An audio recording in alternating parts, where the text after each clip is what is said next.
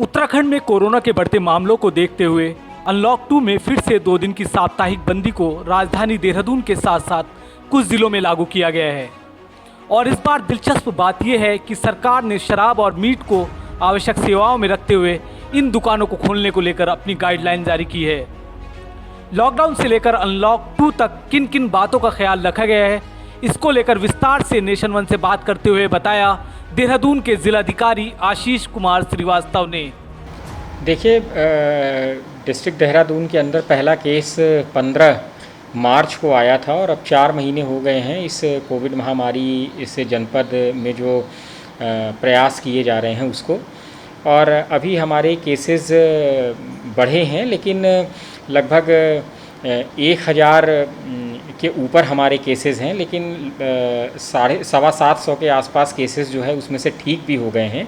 तो हमारा recovery rate बहुत अच्छा है और वर्तमान में लगभग 225 के आसपास केस हैं जो एक्टिव केसेस जो हमारे यहाँ जनपद में हैं। इसके लिए हमने पूरी व्यवस्था कर रखी है। हमारे कोविड केयर सेंटर्स हैं, हमारे यहाँ dedicated Covid hospital Doon medical college का जो हॉस्पिटल है वो है, उसके साथ साथ एम्स ऋषिकेश, ये 2 हैं। हमारे यहाँ केसेस थोड़े ज़्यादा इस वजह से भी हैं क्योंकि स्टेट की राजधानी होने की वजह से बहुत सारे लोगों का यहाँ आना जाना रहता है।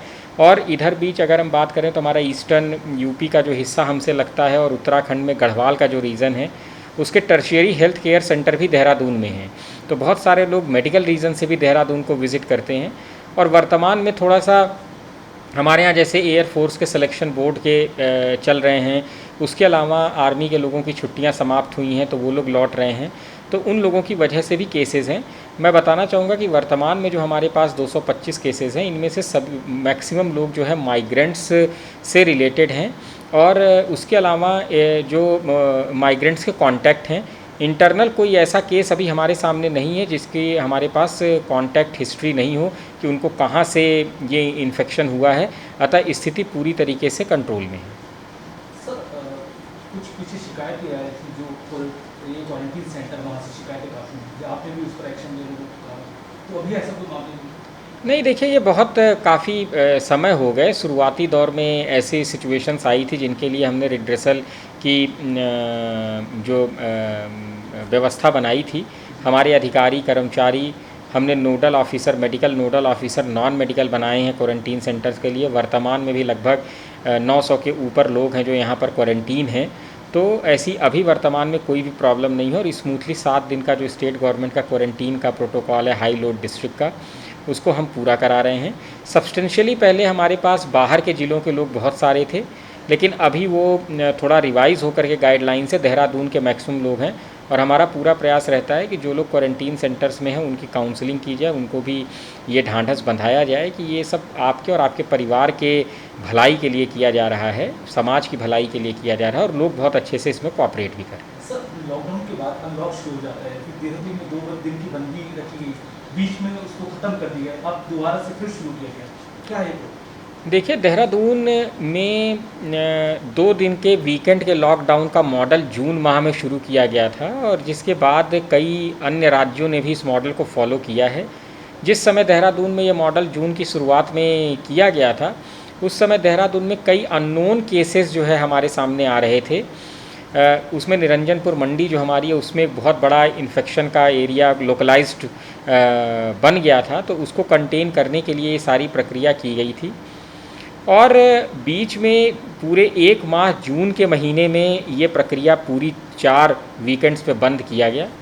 उसके बाद हमारे यहाँ सिचुएशन काफ़ी इम्प्रूव हो गई थी और इस वजह से सिर्फ 1 दिन के साप्ताहिक बंदी का निर्णय राज्य सरकार ने किया था।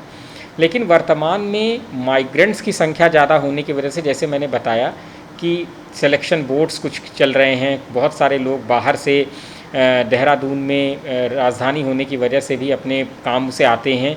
इसके अलावा कुछ आर्मी के लोग हैं जिनकी ड्यूटीज़ अब उन्हें ज्वाइन करना है, उनकी छुट्टियां जो रेगुलर होती हैं वो समाप्त हुई हैं। तो ऐसे में ये इन्फ्लक्स काफ़ी आने से केसेस बढ़े हैं, जिसको लेकर के दोबारा गवर्नमेंट ने ये प्रयास किया है कि 2 दिन का बंद करने से फिर, क्योंकि बॉर्डर पे भी थोड़ी सख्ती बढ़ाई जाएगी। अभी राज्य सरकार का निर्णय हुआ है कि 1 दिन में पूरे उत्तराखंड में 1500 लोग आ पाएंगे, एक्सेप्ट फॉर एग्जम्पशन कैटेगरीज जो ऑफिशियल पर्पस से आते हैं गवर्नमेंट के काम से। तो इससे डेफिनेटली लोगों के जो है इन्फ्लक्स कम होने से, क्योंकि हमारे लगभग 95% केसेस बाहर से ही माइग्रेंट्स जो आ रहे हैं उनके हैं, तो इसलिए ये ज़रूर हमारे लिए हेल्पफुल साबित होगा।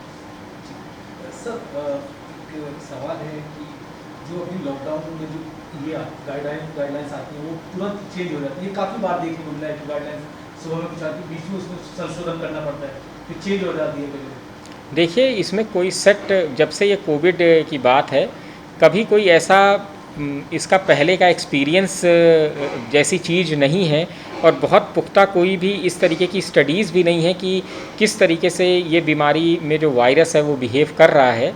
तो इस वजह से बहुत सारे डिसीजंस होते हैं जिसको कि लिया जाता है, लेकिन डिसीज़न लेने के बाद कई ऐसे वर्ग के लोग होते हैं जिनको कि कुछ उससे प्रॉब्लम होती है, तो उस वजह से उनकी सहूलियत की चीज़ों को देखते हैं। तो एक बेस्ट मॉडल अचीव करने का प्रयास किया जाता है कि बीमारी भी कंटेन रहे और जो अदर इकोनॉमिक एक्टिविटीज़ हैं वो भी चलती रहें।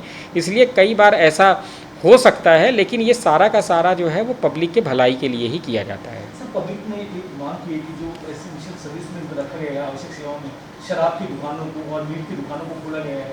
लोग जहाँ बंद लोगों को रोकने, घर में रोकने की बात हुई, लोग सड़कों पर नजर आ रहे हैं कि हम शराब की दुकान जा रहे हैं और मीट लेने जा रहे हैं, तो वो वहाँ किस हद तक देखिए, ये गवर्नमेंट का डिसीजन है, और इसेंशियल सर्विस में फ़ूड आइटम में मीट, मछली और अंडे की दुकान आती है, तो वो फूड आइटम है, तो इसलिए वो फूड आइटम को शुरुआत से ही एग्जम्पशन के लिए रखा गया है। बाकी रेवेन्यू को लेकर के भी कुछ इशू है, सरकार के अपने कुछ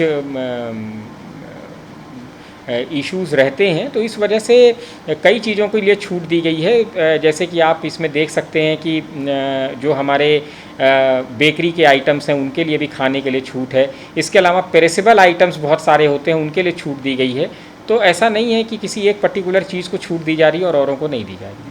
सर, सोशल मीडिया पर भ्रमात फैलाई जाती है खबरें कि लॉकडाउन लगने वाला है, लगातार ये खबरें ऐसी आती रहती हैं कि संपूर्ण लॉकडाउन होने वाला है, इस तरह की खबरें लगातार सारी। देखिए, जो लोग भी सोशल मीडिया पे इस तरीके की अफवाह उड़ा रहे हैं, उन सभी लोगों के विरुद्ध एक्शन भी लिया जा रहा है, मुकदमे दर्ज हो रहे हैं, और माननीय मुख्यमंत्री जी की तरफ से भी ये सख्त हिदायत है सभी को कि जो इस तरीके की अफवाहें फैलाते हैं उनके विरुद्ध कार्रवाई की जाए। सर, जिलाधिकारी होने के नाते आपका जो अधिकारी हैं उनके लिए मैसेज, और जो ज़िले के जो लोग हैं उनके लिए क्या मैसेज आपको? देखिए, जो हमारा देहरादून जनपद है उसमें लोगों ने बहुत कोऑपरेट किया है। हमारी जो पूरी टीम है, ऑफिसर्स की, मेडिकल टीम है, नगर निगम की, अर्बन लोकल बॉडीज़ की, हमारे गांव के प्रधान हैं, पुलिस है, सभी लोग बहुत एक टीम के माध्यम से प्रयास कर रहे हैं कि इस बीमारी को रोका जाए, और काफ़ी हद तक इस प्रयास में हमने सफलता भी हासिल की है कि हमारा रिकवरी रेट अच्छा है। कम्युनिटी के अंदर जो है कोई इन्फेक्शन की बात नहीं है। अगर हम इसी तरीके से जो नॉर्म्स हैं, सोशल डिस्टेंसिंग का पालन, मास्क लगाने का, और इसके अलावा अननेसेसरी घरों से बाहर ना निकलने का, अगर ये प्रयास हम करेंगे तो डेफिनेटली हम सब मिल करके कलेक्टिवली इस बीमारी के ऊपर विजय प्राप्त करेंगे। नेशन वन की खबरों के अपडेट के लिए आप हमारे चैनल को लाइक करें, सब्सक्राइब करें, पसंद आई वीडियो को शेयर करना ना भूलें, और ज़्यादा जानकारी के लिए लॉग इन करें www.nation1.tv पर। अधिक जानकारी के लिए आप हमें ट्विटर, फेसबुक पर भी फॉलो कर सकते हैं। तो खबरों की ज़्यादा जानकारी के लिए बने रहें नेशन वन के साथ।